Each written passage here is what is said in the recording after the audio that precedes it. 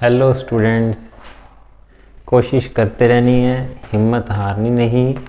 और बहुत परेशानियां आती हैं कुछ अच्छा जब करना हो। तो क्लास 10+1 फिज़िक्स का कल सेट एग्ज़ाम है। बहुत परेशानियां हुई हैं बच्चों। ये वीडियो शुरू करने में भी लाइव भी आया 2 बार, बट बनी नहीं बात। तो पहला क्वेश्चन है 2019 का जी की वैल्यू बच्चों, कैपिटल जी ग्रेविटेशनल कांस्टेंट। एक क्वेश्चन ऐसा 2021 में भी आया हुआ है, 2019 में भी आया हुआ है। तो जी की वैल्यू होती है बच्चों 6.67। आज भी मैंने देखा है 9th का भी 10th का भी, तो पुराने एग्ज़ाम से बहुत कुछ आया हुआ है। मीटर स्क्वायर पर किलोग्राम स्क्वायर, किलोग्राम की पावर -2। इस बात का भी ध्यान रखना है, कई बार ये चीज़ सेम दे के यहाँ यूनिट में गड़बड़ कर देते हैं। ये 2019 में आया हुआ क्वेश्चन। पहले क्वेश्चन खोलते ही ऐसा क्वेश्चन आएगा। 2021 में इससे मिलता जुलता क्या आया हुआ है, यूनिट ऑफ जी 2021 में। तो जी के यूनिट हैं बच्चों वैसे F = G m1 m2 bye में R स्क्वायर। तो फोर्स के यूनिट होते हैं न्यूटन। जी के पता लगाने हैं, किलोग्राम का स्क्वायर मीटर का स्क्वायर, तो ये बन जाएगा न्यूटन मीटर स्क्वायर पर किलोग्राम की पावर -2। ये आ गई यूनिट ऑफ जी, जी के यूनिट आ गए बच्चों। तो इस तरीके से बच्चों काफ़ी आसान क्वेश्चन, रिपीटेड क्वेश्चन आ रहा है। पहला क्वेश्चन जी की वैल्यू के ऊपर। नेक्स्ट क्वेश्चन हम जो करके देख रहे हैं, time period of Jio stationery satellite. Jio stationery satellite का टाइम पीरियड। तो अलग से क्वेश्चन अलग से 3 नंबर में भी आया हुआ है, जियो स्टेशनरी सैटेलाइट की कंडीशंस। तो एक बार आप टाइम पीरियड बता देते हैं इसका, 24 आवर यानी जितनी देर में अर्थ एक चक्कर पूरा करती है उतनी देर में ही ये अपना एक रोटेशन अर्थ के चारों ओर पूरा करता है 24 घंटे में। तो एक नंबर वाले क्वेश्चन ज़्यादा हमारे लिए इम्पोर्टेंट हैं, क्योंकि 10 क्वेश्चन एक नंबर वाले आने हैं, 2 क्वेश्चन 2 नंबर वाले और 2 क्वेश्चन 3 नंबर वाले। नेक्स्ट क्वेश्चन देखो, तीसरा question, which is more elastic. तो ज़्यादा इलास्टिक कौन है, तो उत्तर आएगा स्टील। रबड़ में से 4 ऑप्शन है हमारे पास, रबड़, प्लास्टिक, स्टील और एयर। रबड़, प्लास्टिक, स्टील और एयर, ये क्वेश्चन है बच्चों। रबड़, प्लास्टिक, स्टील या एयर। तो इसमें जो सही ऑप्शन है वो है हमारा स्टील। स्टील इलास्टिक क्यों ज़्यादा है, क्योंकि उसका यंग मॉडुलस 2 नंबर में भी क्वेश्चन आया हुआ है। तो हमें बताना होगा कि यंग मॉडुलस की वैल्यू स्टील की सबसे ज़्यादा है गिवन मटेरियल में से, इसलिए ये ज़्यादा इलास्टिक है। यंग मॉडुलस क्या है, ज़्यादा है स्टील का। तो आगे रखता हूँ, तो वैसे ठीक है यहाँ पर, ठीक है बच्चों व्यू। नेक्स्ट क्वेश्चन करके देखते हैं आप। चौथा क्वेश्चन, सरफेस टेंशन का कारण क्या है। सरफेस टेंशन, तो सरफेस टेंशन लिक्विड की प्रॉपर्टी है जो किसकी प्रॉपर्टी है, लिक्विड की खास बात है सरफेस टेंशन। तो सरफेस टेंशन किस कारण से होती है, ये मॉलिक्यूल के आपस में अट्रैक्शन के कारण होती है। 4 ऑप्शन है हमारे पास, एडहेसिव फोर्स, कोहेसिव और ग्रेविटेशनल फोर्स, न्यूक्लियर फोर्स। तो जो सरफेस टेंशन है उसका मुख्य कारण है कोहेसिव फोर्स, यानी कि अपने मॉलिक्यूल के साथ अट्रैक्शन, कोहेसिव।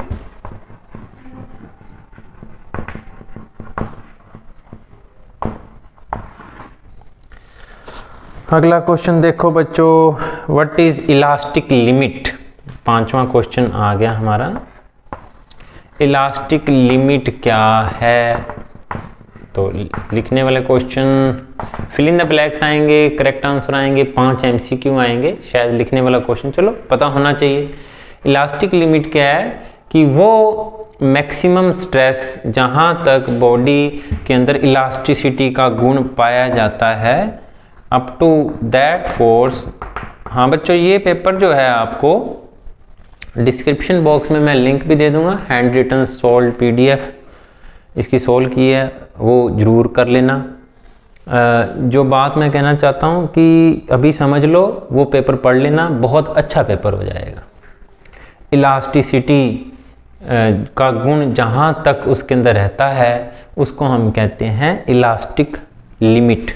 उसके बाद वो इलास्टिसिटी का गुण खो देता है तो उसको प्लास्टिक, ये प्लास्टिसिटी या इस तरह की बात का यूज़ करते हैं। ये हमारी स्ट्रेस स्ट्रेन कर्व से आया हुआ है, तो मिलती जुलती बातें पता होना चाहिए। स्ट्रेस स्ट्रेन कर्व बना देता हूँ मैं, कहाँ तक इलास्टिक होता है बॉडी, कहाँ तक प्रोपोर्शनल लिमिट होती है। इधर हमारी स्ट्रेस है, इधर स्ट्रेन है, तो जैसे जैसे स्ट्रेस बढ़ती है वैसे वैसे स्ट्रेन बढ़ती है। स्टार्टिंग में बॉडी यहाँ तक इलास्टिक है, इसके बाद प्लास्टिसिटी शुरू हो जाती है, थोड़ी देर बाद भी बॉडी को खींचोगे तो ओरिजिनल शेप में वापस नहीं आएगी। तो यहाँ तक क्या है, बॉडी इलास्टिक लिमिट है, ये सारा इलास्टिक रीजन है। इसके बाद प्लास्टिक रीजन शुरू हो जाता है और यहाँ पर जाके यील्ड पॉइंट आता है जहाँ बिना स्ट्रेस के स्ट्रेन आ जाती है और बाद में ब्रेकिंग पॉइंट आ जाता है। स्ट्रेस स्ट्रेन कर्व यहाँ तक हुक्स लॉ पे होता है, इसको प्रोपोर्शनल लिमिट कहते हैं। इस पॉइंट को क्या कहते हैं आप, प्रोपोर्शनल लिमिट।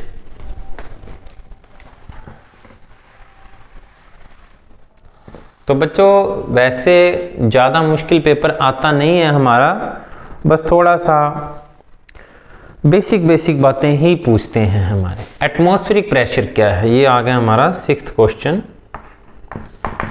मैं फिर कह रहा हूँ बच्चों, 2 चीज़ें होती हैं, एक तो क्वेश्चन का आना, एक क्वेश्चन को लिखना। तो क्वेश्चन को लिखना आना तभी आएगा जब आप थोड़े मेरे नोट्स पढ़ लेंगे, जो कि solvedpapersciencerena.com पर पड़ा है। लिंक मैं डिस्क्रिप्शन बॉक्स में PDF का दे दूंगा।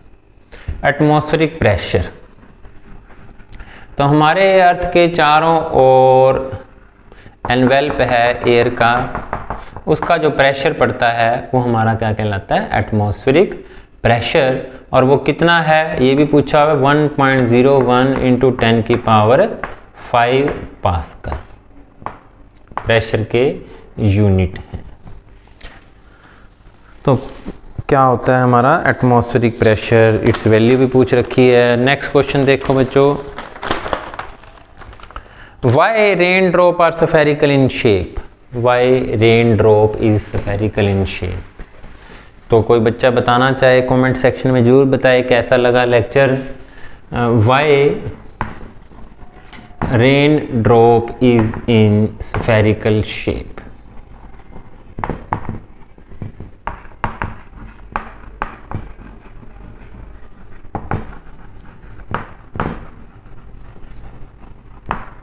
तो it is due to surface tension. Surface tension के कारण जो है पानी की बूंद या किसी भी लिक्विड की ड्रॉप जो होती है गोल होती है, स्फेरिकल शेप में होती है। डिफाइन एब्सोल्यूट जीरो टेम्परेचर, 7वां क्वेश्चन 8वां। डिफाइन 0 केल्विन भी कह सकता है।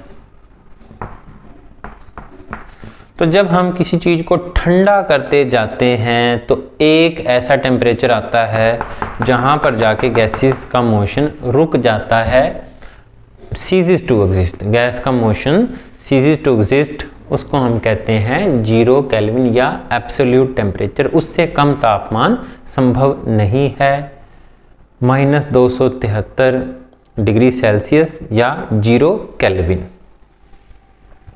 तो 0 केल्विन टेम्परेचर या absolute temperature. CGS and SI unit of heat, 9th question. ये क्वेश्चन नंबर 2 नंबर वाले क्वेश्चन शुरू हो गए, आएगा 2 नंबर का क्वेश्चन भी आएगा। तो CGS and SI unit of heat क्या है?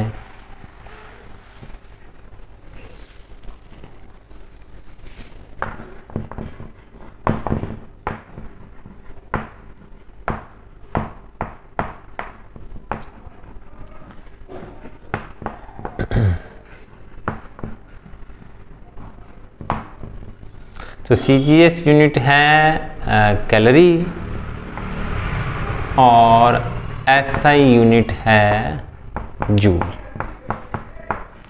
एक नंबर तो यहाँ से आएगा, एक नंबर में उसने पूछा है इनके में बीच में संबंध भी बताएं। एक कैलोरी जो होती है 4.2 जूल के इक्वल होती है। इसको बॉक्स में डाल दें। एक नंबर आपको इस चीज़ का मिलने वाला है, एक नंबर दोनों के यूनिट बताने का मिलने वाला है। 2 नंबर का क्वेश्चन था ये, 2019 का पेपर है। What is triple point of water?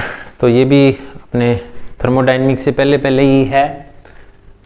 Thermodynamic का अभी क्लियर नहीं है बच्चों की थर्मोडायनेमिक पेपर में आएगी कि नहीं आएगी। कैसे एटॉमिक एंड न्यूक्लियर फिजिक्स +2 का चैप्टर नहीं आया, बल्कि सिलेबस में था, तो कई बार क्लैरिफाई सा नहीं हो पाता। ट्रिपल पॉइंट ऑफ वाटर क्या होता है? एक ऐसा तापमान जिस पर पानी की तीनों फेज, सॉलिड यानी कि आइस,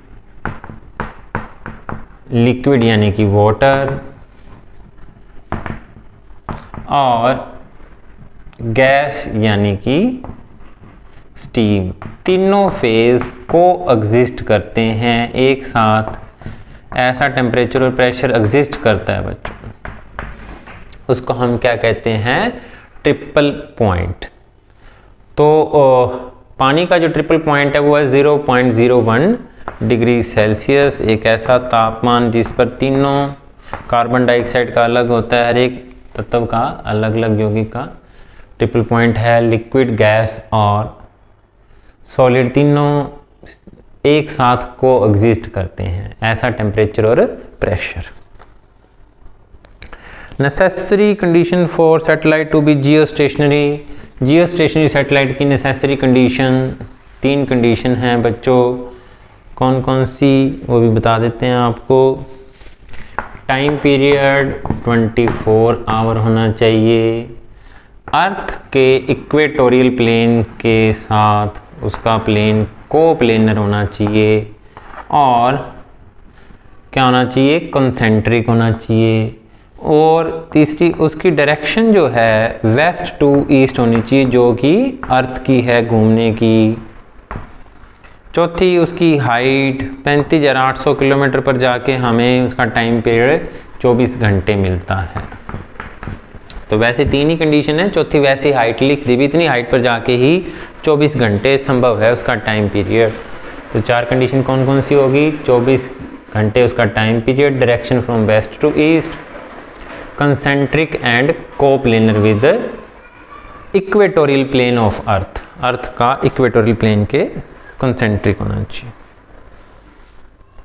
जी की वेरिएशन विद हाइट या डेप्थ। जी का बदलाव ऊंचाई या गहराई के साथ कैसे होता है? दोनों स्थितियों में जी की वैल्यू कम होती जाती है। एट सरफेस ऑफ अर्थ जी की वैल्यू कितनी है? Gm/r²। जब हम h हाइट पर चले जाएंगे, r और h हाइट पर चले गए, तो G इक्वल टू हो जाएगा Gm/r+,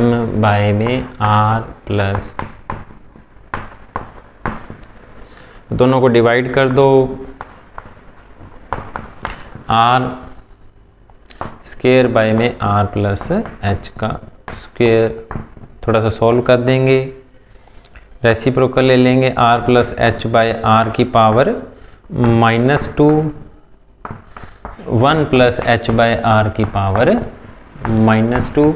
और अगर हाइट रेडियस के मुकाबले बहुत कम है तो ये आ जाएगा हमारा g गुना में 1 - 2h/r। तो g की वैल्यू कम होती जाती है जैसे जैसे हम ऊंचाई पर जाते जाते हैं। थोड़ा दिखाई नहीं दे रहा बच्चों, तो ये थोड़ा सा मैं कोशिश करूं ब्लैक बोर्ड को पीछे ले जाते हैं। तो सरफेस पर gm/r² हो गया, हाइट पर gm में r+h, दोनों को डिवाइड कर दिया और सॉल्व कर दिया तो आंसर आ जाएगा हमारे पास। अच्छा जी, अगला क्वेश्चन है डिफाइन सरफेस टेंशन। तो सरफेस टेंशन क्या होती है? It is the property of liquid. ये लिक्विड की एक प्रॉपर्टी है जिसके कारण लिक्विड क्या कोशिश करता है, अपना एरिया मिनिमम करने की कोशिश करता है। It is the property of liquid due to which surface tension it tends to have minimum surface area. क्यों? ताकि सरफेस के ऊपर कम से कम मॉलिक्यूल आए, इसलिए जो सरफेस टेंशन आता है। सरफेस एनर्जी क्या है कि जब हम किसी लिक्विड को कि लेयर को खींचें तो वो एनर्जी हमें वर्क करना पड़ता है, वो स्टोर हो जाती है एज ए सरफेस एनर्जी। तो सरफेस एनर्जी और सरफेस टेंशन का फार्मूला भी पूछा हुआ है। तो सरफेस टेंशन का फार्मूला है टेंजेंशियल फोर्स जो कि सरफेस के ऊपर लग रहा है पर यूनिट लेंथ, और किस लेंथ पर वो फोर्स लग रहा है।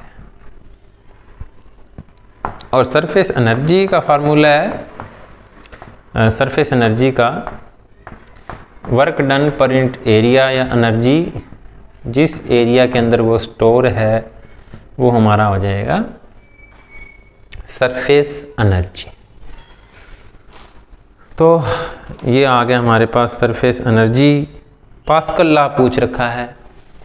पास्कल लॉ क्या कहता है? पास्कल लॉ कहता है कि भाई जितने भी लिक्विड सेम हॉरिजॉन्टल लाइन पर किसी लिक्विड में लाई करते हैं ना, सेम हाइट पर या सेम डेप्थ पर कहें, तो उन सभी पर प्रेशर सेम होता है। जितने भी पॉइंट किसी लिक्विड में h गहराई पर हैं, उन सभी पर ऊपर वाले लिक्विड का प्रेशर सेम है। A, B, C 3 पॉइंट हैं अगर, तो pressure at A is equal to pressure at B। Condition क्या है कि सेम हॉरिजॉन्टल लाइन पर लाई करना चाहिए। Pascal law. और कहता है एक स्विमर 10 मीटर गहराई पर गया, उस पर प्रेशर कितना होगा?